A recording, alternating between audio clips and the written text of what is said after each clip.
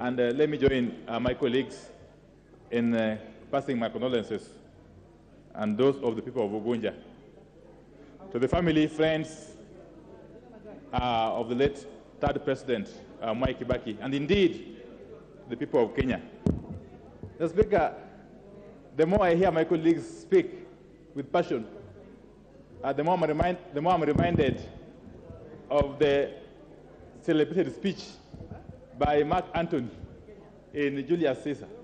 You know, those of us who are fans of Shakespeare will tell you that the more things change, the more they actually remain the same. Mr. Speaker, let me say two things. That the Honorable President Mwai Kibaki was a man of his own class. And I can for sure remember him for two things, if only two things. One, as you know, Mr. Speaker, he was among the very few of his generation, the generation of post-independence Kenyan leaders, who are known for nothing else but nationalism. Mr. Speaker, Mwai Kibaki lived the spirit of nationalism till he died. Mwai Kibaki was known as a unifying figure. He was known as a person who was non-polarizing, a virtue that we really need in this country, Mr. Speaker. Mwai Kibaki was the kind of a statesman that you would need at any given moment in the life of a country. Mr. Speaker, secondly, is the legacy that Honorable Mwai Kibaki has left behind. You know, Mr. Speaker, many a times leaders struggle to leave a positive legacy. But what I've come to learn is that once you are a good leader, like Mwai Kibaki was, you don't have to struggle to leave a legacy. It just happens naturally. It just flows, as I'm being told by Honorable Wamalwa. Because when you talk about Mwai Kibaki, what comes to mind? The Thika superhighway. It just comes to mind naturally. What comes to mind? Free primary education, Mr. Speaker.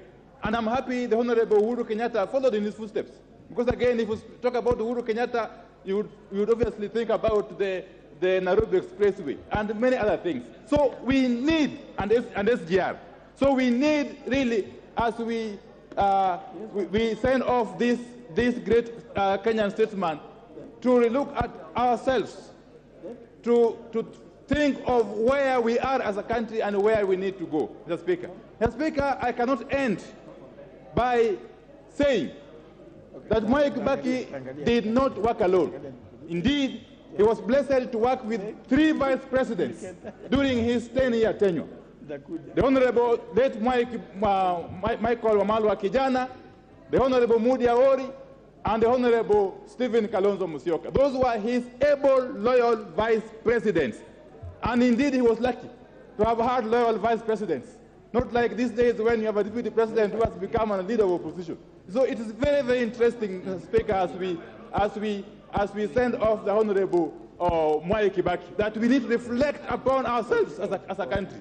That we need a situation that we find ourselves in currently, where a deputy president has become an opposition leader in his own government. That is something that never happened during Mwai Kibaki's tenure, Mr. Speaker. And therefore, with those very many words, Mr. Speaker, let me say I want to pray to Almighty God to continue blessing this country and to keep the soul of the president, the third president of this country, in eternal peace. Thank you. Honorable Wangwe. Thank you, Honorable Speaker. Honorable Speaker, on behalf of the great people of Navajo, that of my family and that of my behalf, Honorable Speaker, allow me to eulogize the great man, a man who lives behind lessons, rather than a man whom we can talk about in terms of the past. Honorable Speaker, the man, His Excellency Emilio Mwai Kibaki, leaves behind a lesson on leadership.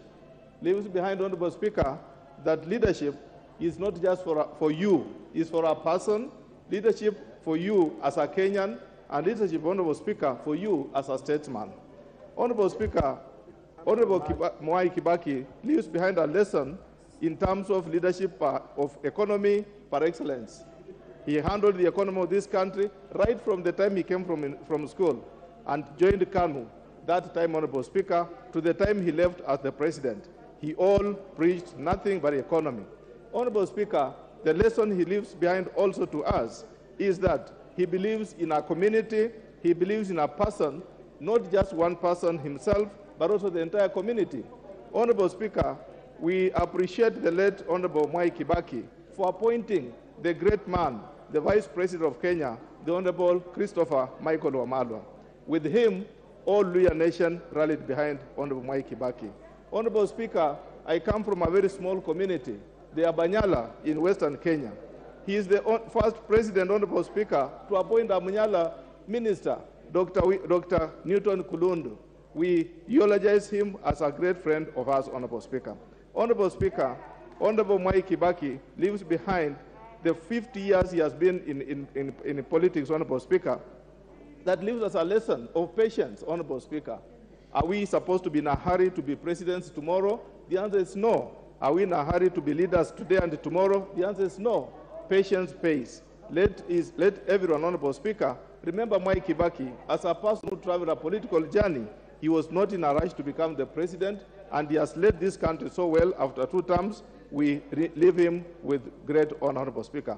Honorable Speaker, with all those lessons, what do I propose? Honorable Speaker, I propose that the great men on this world are remembered through infrastructure, through the roads, they are remembered through the buildings.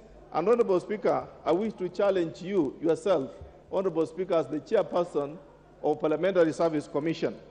That, Honorable Speaker, you are putting up a good building.